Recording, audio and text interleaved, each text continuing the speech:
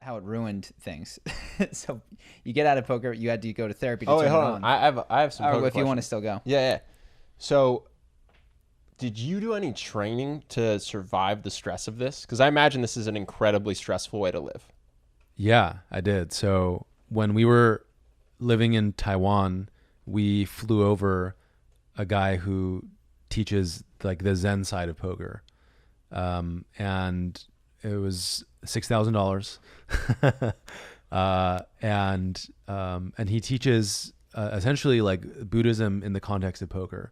So how to not be results oriented, how to like recognize when you're playing your C game and walk away. Yeah. And how to do how to take like deep breaths in the middle of a session. How to not let your brain juice get sucked away from. How to not let your brain juice get sucked away from other shit other than poker while you're in the middle of a session. It's very tempting to load up. Back in the day, it was MSN or AIM. Or email like in the middle of a session, right? You're playing 4 tables or 6 tables or 8 For 16 hours. and you want to put Skype on the other monitor and like anytime you're doing that, it's sucking away from your, so your hourly would get drastically reduced. Really, that's so fascinating. And Not so, surprising, but that's incredible. Yeah. So like 100% of your brain juice has to be focused on poker. And if it isn't, then like you need to stop playing. So same thing at the table, like in a casino, it's very boring to sit there and not use your phone and literally pay attention to tells and take notes and stay in airplane mode. And it's because I went from 1,000 hands an hour to the max of 40 hands an hour in a casino. Like that's how much a dealer can physically deal. Yeah. And I would get bored. I would get really bored. So my first foray into live poker when internet poker was banned was atrocious. I got crushed. Because you were just bored. I would do. I could lose 40 hands because I'm going to play 1,000. I became much more loose. I just wanted to win every pot. Like I was fighting everyone. I would fight for everything. Because you were used to winning a hand every minute or so. Yeah. But also I felt like I would watch so for live poker, they have no idea what they're doing. Seriously. Like if you were even a slight winner in online poker and then you went to a casino, you would just print money because they have no fundamentals. They've never studied poker structurally. They've never played at such levels of volume that I have, where their leaks they cannot reach the theoretical threshold where your leaks become apparent and you start losing money, right? Yeah. Because so that threshold is about like 500,000 hands of poker. They've looked at like standard deviation graphs in poker and they can see that at 500K, luck is eliminated. 99.9% eliminated. Yeah. So with live poker, you just cannot reach, like you're getting 30 hands an hour.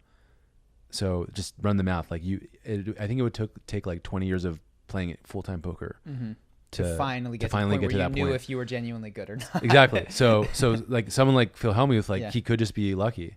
I mean, he's been playing forever though. Yeah. And he plays every tournament. So these guys would be playing live poker and they don't know if they're good and they have never studied poker. But to get good online and to make money online, you have to be structurally game theory, like playing game theory correct poker. So why'd you get crushed your first day then? Because I had never played live poker. I was bored, and I wanted to basically win every single pot because I saw how bad they were, and I wanted to like fight them for pots where my edge was theoretically very, very small, but I wanted to fight for it. Yeah. I was probably tilting. That's the true answer. And then I eventually calmed down and got like a WhatsApp group going with some friends, and we got really good at live poker. Did you wind up making more from live or? Yeah, because I got into some. So I moved back to LA when online poker was banned. I was living in Asia for 5 years, and then I started playing at Commerce Casino here, and I could like the ceiling with live poker was very high because there were some super high stake games running in both in Commerce and in LA home games. So once I got good, I could play some massive games. Like I played in a home game. I got invited to a home game with 100% Israelis, and you and me, because I met this Israeli guy in Commerce at a high stakes game And I guess I started talking to him, and I went to high school with his son. I went to a Jewish high school for a year and then got expelled. Different story for later. You guys will actually really like that story. But but he invited me to this game, and it was the most insane game I've ever been in my life. No one knew what they were doing. Average buy-in, I would say probably $20,000 to $30,000. Wow. Dealt by like some guy who was just f***ing around, not even looking. Food, like, and they weren't even taking a rake out of the, like, we were just, whoever won that night would just pay the dealer like $1,000. Wow. And that would be it. It was a very casual game, and these guys were just real estate guys or diamond guys. They had no idea what they were doing. How much did you walk away with? So from that game, I eventually got uninvited. I probably made like 150K. Oh my God. And there was a night where my last night, I won 47K, and I actually should have won. I should have, like, I say should because I got into a spot where I got into a hand where we both went all in. It was like 100K pot, the biggest pot of my life. And, my math to win the hand was above, I think it was like 90%. And he ended up getting the card that like we ended up splitting the pot. It was ridiculous. It was insane. So they stopped inviting you because you're taking all of their money.